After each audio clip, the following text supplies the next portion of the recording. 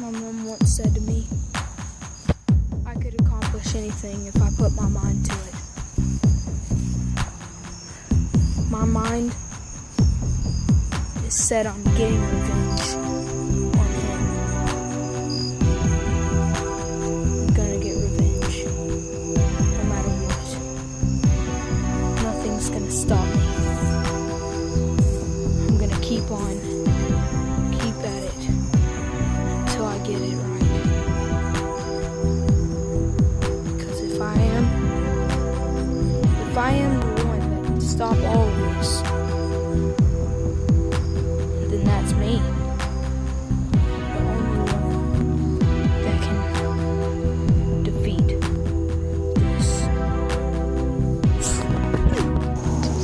I'm what they call a giant.